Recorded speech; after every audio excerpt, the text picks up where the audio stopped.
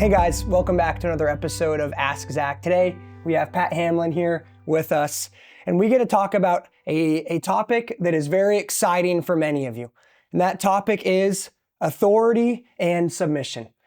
Now, I know, speaking personally and just reminded of what I was like when I was in junior high and high school, being told what to do is not the most exciting thing. Whether that's being told to do your chores, whether that's being told what to do in the classroom or told what to do in the government. Laws aren't our favorite things.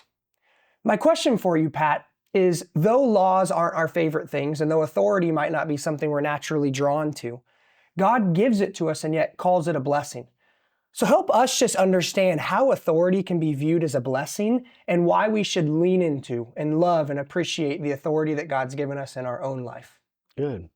Well, I mean, when we look throughout Scripture, especially as we look at the book of 1 Peter, we see authority and submission laid out in a wide variety of structures. We see it with the government, which what I get to do in my normal day job or night job, depending on the schedule I'm on. We see it in the workplace. We see it in the home. We see it in the church.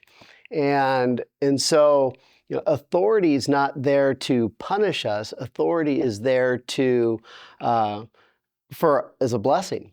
As with parents that love you and have you do chores and fulfill responsibilities around the house, you are being taught to be an adult, to live independent later.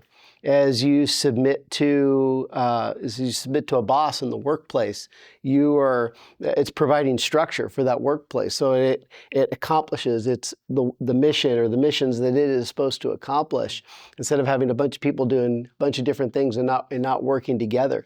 So it is a blessing. When we see, Calvin talks about 3 uses of the law. One of those is to show us our sin so that we see our need for Christ.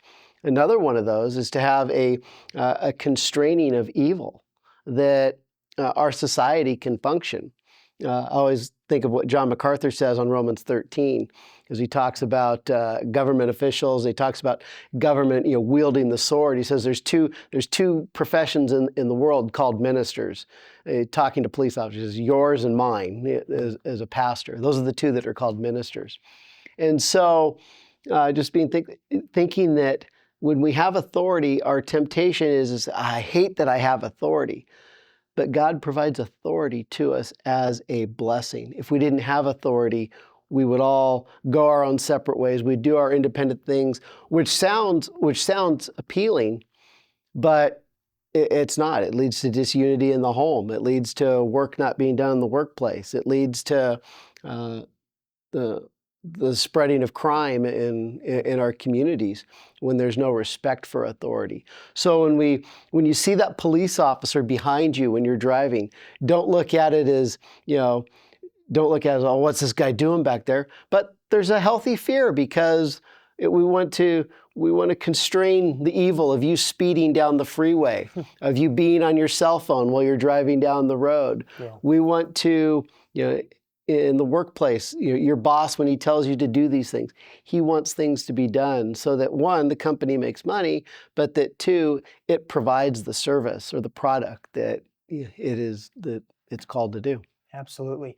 So helpful to realize that God gives us authority as a blessing, and then what he says our job is to submit to that authority. So not only should we love it, but we're also disobedient when we are disobeying the authority that God gives us. And so continue to remind yourself of that when authority and rules come your way, that God gives you those things as a blessing.